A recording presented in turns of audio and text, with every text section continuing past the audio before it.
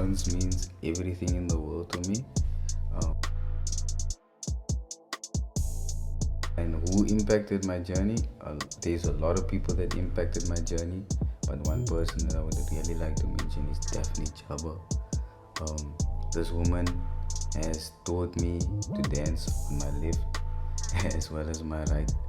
She has taught me and motivated me to be eloquent, to understand what I'm doing, to learn what I'm doing. She really guided me and gave me a platform to actually express my abilities as a young choreographer and dance teacher. She gave me that platform, and she's given so many people besides me that does street dance still today, and I would really like to pay a tribute to her. Welcome to another week, another episode of A Walk with Mel, and today we are honored to have an amazing guest, a talented artist, dancer, LeeShane. Welcome to the show. It's so cool om vir jou hier te hê. Ek is baie geëerd om vir jou om langs jou te sit die dag en met jou te gesels, regtig waar. So, welcome to the show, man. Thank you, Mel. Regtig waar. I mean, look, it's amazing to see your journey, but ek het maar begin dance toe as JL. In the game, you know, and you've been doing your thing, and I mean, we spoke off record about, I feel like you've always been breaking barriers, man, back then, that altijd was jy buite die box. But for people that don't know, give us an intro to how you started dancing. What was your introduction to dance? Okay, hello everybody. I'm very honored to be a guest on your show. Thank you so much. Sure, man. How my journey started? Yeah, how did your journey start as a My dancer? journey started with people that danced in church. Believe it or not. Ek het ook aan die kerk begin. And called me out and saw my talent. Really? Yeah, that's how I started. Do you remember the age that you were? You remember? I think I was about 9. I'm not gonna lie. Wow, throwback, my bro. 9, And did you 10. have to dance on stage? I was called out by a guy called Nathan Lodewyk. Not. Ek is no real, sorry, it's Nathan, yeah. And he saw me dance in church. I started at a church called Shekinah in Beacon Valley, and that's where it's a place in Mitchell's Plain, and that's where I learned how to dance. There was a program that was running every Friday, and it was taught by a girl called Liesl Peterson. She basically had this concept of music videos and could apply that to hip hop or church or bumpy music at the time. So she would then teach the kids, and I would see my sister go there, and I was very motivated by my sister who was dancing and practicing at home. So I followed her, went to the church, saw what they did, and I was hooked. I didn't stop ever since then. The journey started when Nathan actually started pointing me out, and he said, and he would make me do a solo while the other break dancers, and I remember Charlton and Sali and the old Crazy Hip Squad, the first Crazy Hip Squad when Fowa was still dancing. Fowa with the headspin. That is where my journey started. Wow. I got older, I was still dancing, but it was like a fad, dancing. This is nice. It hit me when I was 18. Wow. That's when I realized, for real. I always knew I'm gonna dance, but for real, I knew this is something I'm gonna pursue. Sure. To its end. I just knew. And you know what's hectic? Whenever I see you dancing, maak jy saak of jy net session, whether jy a video maak, whether jy... I feel like you still have the energy of someone that started. Like it's your first time, you still have that same energy, passion in jou in, man. It's nooit boring for you. It's always exciting. But and for me also, like I said, you do different dance styles. So you do different goed, ne? I feel like you would dance that just loves different movement in general. But what dance style did you learn first? The dance style I learned first was krump. No hip hop. Okay. Or music video. I know what you mean, yeah. It was like a box in the at the time I didn't understand what the movements Yes. were. Like there wasn't really a library or the internet where you can like go and look. And at my age, I didn't really think to go and look up what these things were. I like it net. But when I think back, it was kind of like a hip hop as a foundation, because I could reach, I could bounce, I could rock, I could groove, I could skate. If I think. But I moment video mosi baje doen net. I get You're it. just doing it. But my foundation dance that lured me in was after I watched The Rise. And I learned Kramp. Sure. I connected with guys called STA Serving the Almighty. I was very much involved in those kind of things. And they took Kramp and actually made it real, like what I saw on the video. I see you. You could see it in front and of I you. could see it in front of me, and I was like, I also want to do that. And I started, and I'm 18, I can now travel, started taking public transport now on my own to get to places. Yes, that was because bro. Got there, and it just blew my mind, the movement and the passion that came out of the kids. Because it was 3 guys that I saw at first, and then when I came there, it was like almost 50 to 60 kids. Is that how it grew? That's how it was before I even came, before I even knew about Kramp. Wow. And that's where I started, and I learned Kramp through them. I knew about competitions through a guy called Nathan again, who is my mentor. Who was people that obviously had an impact. And he's had the biggest impact on me, because he taught me breaking as well. Wow. So in the time that I got inspired to Kramp, I was learning breaking with Nathan. Yes. At the same, if you gevraagd, want you doing different styles now, and I asked you obviously off record. Did you? Because obviously the time I started was Jamonet pop of Jamonet, but I was trying to do other stuff. Was when I get van Kramp, not to have a Kramp name. I didn't care about that. I just loved the feeling of it in the movement. But did you train a specific way? Did you first learn how to Kramp, or first learn how to do hip hop, or hoe jy gemaak training wise to specialize in it? Because I feel like I said you were out of the box all the time. Because you're saying now you cramped, but you were also training breaking at the same time. So how did you navigate your training when it comes to different styles? Well, to be honest, I always just mixed my styles. I never the mentors or the people that I came across in my journey as a dancer, all of them understand movement as a whole. So like as a young kid, like I was taught you can't beatbox. Sure. I even remember I was training I trained with everybody in Cape Town. There you go, like everybody that there is, I've danced with, I've literally been a part of, or I've seen in the scene, battled, or I was DJing with them. Like I know movement, and people can, like, there's a specific style you learn. You can learn Kramp, you can learn hip hop, you can but where's the magic? The magic is in doing the thing that has never been seen before. That's true. And if you mix anything, you create something new.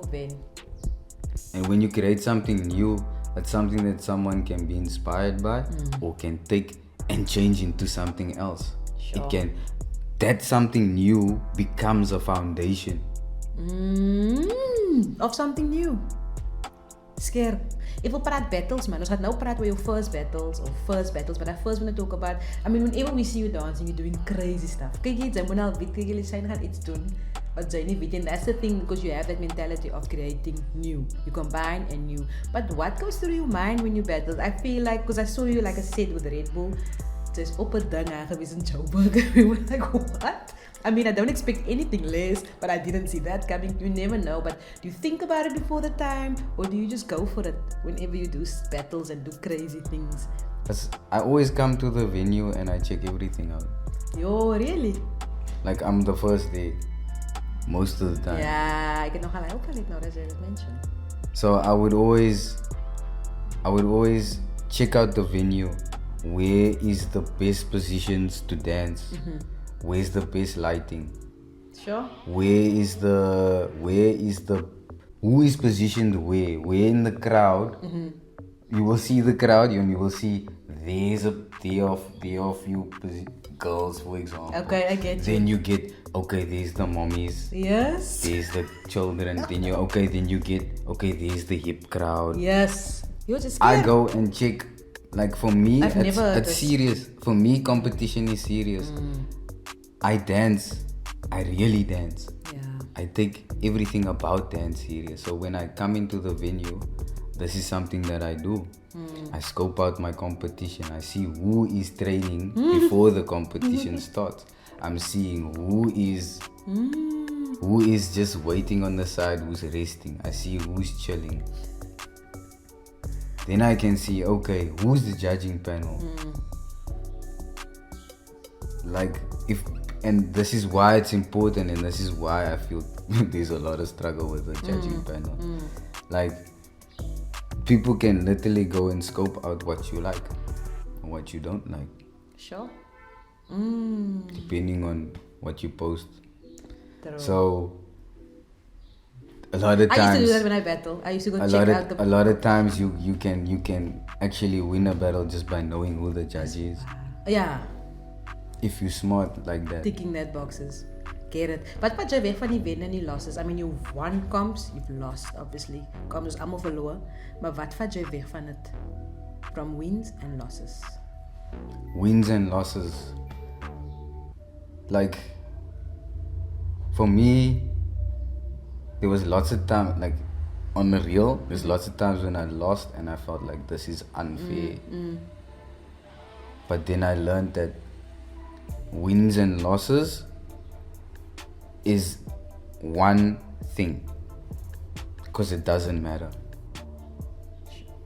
It really doesn't matter, because you can win the competition and people will acknowledge you, they will post about you, they will share, they will like. But it adds to the value of what you're pushing next. Sure. For me, it doesn't matter. It's the fact that you're approaching, it's the fact that you arrived, it's the fact that you're current, it's the fact that you're there. Sure. You are participating in the culture.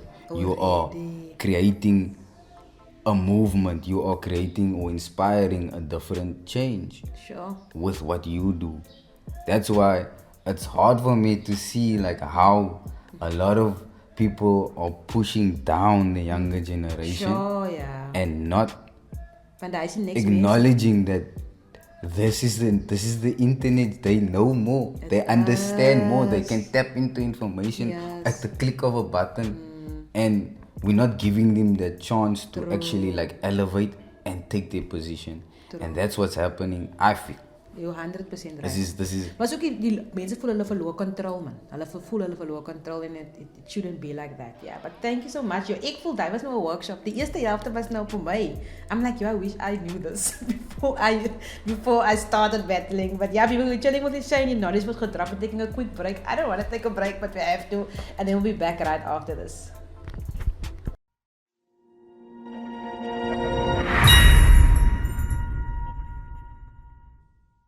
And we are back, people. It is a walk with Mel. If you just joined us, we're hanging out with LeeShane, and he is really sharing so much knowledge. Thank you so much once again for sharing. Before the break, we spoke about battles, we spoke about how you started, etc. But just a quick one, like, can you remember one of your first battles that you've done? And what was it like? Did you win or did you lose? I think like 2009, the memorable for me. Yeah. Is a final against a legend in Kramp. It's a final, my bro. It's the first time I actually entered a competition. Like, really? On the real. Like, I never really competed. I just performed. Yeah. So, as a kid. Yeah. So, coming to another guy, Dwayne Lawrence. He hosted a big competition, legendary SA Cup. The competition that elevated a lot of the dances that you know now, that you see on the street, that you see on TV. Yeah, they were at SA Cup. True. And that's where they come from. A lot of dancers in Cape Town. And that's where I got my first opportunity to represent as a dancer from Mitchell's Plain. So I came to the competition. I will remember outrageous fashion. I Ik kon het aan kippen. Yeah. Like I will, never mind. But I came and I saw these guys cramping and I do this too. Yeah. Yes, let me enter. And I entered and surprisingly I got to the final. Wow. I didn't know. I didn't know what was happening. I didn't know rules. I didn't know. You just went. I just went. And I ended up battling a guy called J Buck. Sibusiso Guans. You Guans? In die final? Yes. You Guans was my bro. He was at the time. He was like. Yeah, Guans was the Guans was you couldn't. There wasn't. And you went the final with him, bro. And that was my first time I actually had an opportunity. Oh, you're one of those people that's you quiet from the get-go. No, but not I mean, from the get-go, but it's quiet because you just went for it. You weren't afraid, and that's the cool thing. What would you say is the mission for you as an artist? What is the vision for you? To see young people elevate and take over and be the next generation. We are living in a time where information is literally at your fingertips and young people are literally being underlooked. Sure. And that for me is sad. Like there's so much potential. True. There's so much kids that are able to teach. True. You see it, and I'm gonna say this: TikTok. You see it on TikTok. You see it on Instagram. You see it on Facebook. You see it on YouTube. Yo. It's everywhere, and it's sad for me because I look at USA, I look at Russia, I look at different countries that compete internationally. We watch as South Africans. We watch these competitions. And it's sad that we don't see the level exactly as on the children. I'm saying from the children level, it's not the same. But when we head up to the adult sections, there is no difference. There is no difference. People will be in the mind frame that South Africa has almost like we're behind with regards to hip hop. If you look at movement in general, Amapiano kills every other style with regards to technique, groove, elements, with regards to how it's performed, with regards to its originality and its mix of styles and genres of music alone. Alleen op zijn eigen. And then you have a kid that's 9 years old that can naturally do that. True. Zonder training nog. Without training. Yes. That's how powerful the dance is in South Africa. The rhythms are so different. Spuchwa, Pansula, Benga. Totally. What? And these are also styles that I came and learned because I'm a dancer. I want to learn. I'm a dancer. I want to learn dance. If I'm learning dance, there's not just one dance. Yes, people get fixated with dance, with one dance. True. And specialize, and there's not a problem with that. Yes, of course. But within the performance world, and ook as a career. If you do it as a career, I can't join in it now, Mal. You can. I'm only a pop on it. Because you won't be. Then you're just gonna get that kind of work, or you're gonna be limited to work. When you speak about work, it also brings me back to a point. Like I got a job once, not as a dancer, but it required me to move. Okay, It's a documentary called First Man. Yes, gevaarlijk, Bruna, I saw it. And in First Man, I had the opportunity to learn how to move like an ape. It's something that is weird, but I used the elements that I learned within Kramp. Yes. In Kramp, we learned to have a character. I don't have any acting experience. Amazing. But there's a performer. But the performance element, what what are you going to take away from the performance element? So I learned Kramp. Okay, Kramp is available. I learned how to use my character. Sure. There's an instructor teaching us how to move in a particular way. But because it's so natural to me, I could tap in. Land the role. Sure. Tap into the movement. And it's nothing to do with dance. As movement. But it's the same thing. Wow. If of your vrouw travels, I mean, you've been in different cruises. You can mention the cruise that you've in and traveled overseas, experiences that you've had before. Yeah. I've been in multiple cruises. Some of the cruises that I've been in would be Mega Crew first of all, Basic Black. That was a memorable time for me. Street Stylers. Mad. Beetroot. Immortal Style. There was a crew that started in Mitchell's Plain by the guy Dwayne van der Rede. Dane van der Rede, yeah. Faith. I also learned a lot from Dane. Amazing. As a guy, he was really instrumental in making a lot of Mitchell's Plain dances on a level. He really did push a lot. And also behind the scenes. And Tegel was traveling. I know you went to Vegas as well, danced to Vegas. You also went to London. Tell us about those experiences, and then obviously the Red Bull thing also. Yeah, okay. It's been crazy to actually travel. Yeah. Like for me, I never thought that I would ever be able to travel in my whole life. Sure. But like dance can do that, and it took me to Vegas first time. 2012. That was the first time I ever traveled, and I competed in the hip hop section. Amazing. HHI. Yes. And then after that, I got an opportunity to go to Dance Star, and that's where that was also a highlight. Sorry, just realized. Dance first Star, place. and that's where we actually got first place in the hip hop and the breaking section. A lot of people don't know that. Van die breaking ook, yeah. I didn't know about the breaking as well. So I entered that year breaking, and it was a very exciting experience. Yeah. Like people didn't really understand that there's so much countries that dance at the time. I'm like, yo, we've been going. This is crazy. Amazing. And it was most of it the main countries. Wow. At the time, so. That is mad, my bro. Dan wil ek praat Red Bull. I mean, well done to that. On that, I think that was incredible. Red Bull is a crazy experience. I mean, like I said, I referred to that. You were in Joburg. I remember in Cape Town you killed it. You went to Joburg and then you went overseas. How did that also add value to your journey? And tell us about the experience, just in general. I think working with a brand like Red Bull is always is difficult in the sense of you have to always represent on a level. Okay.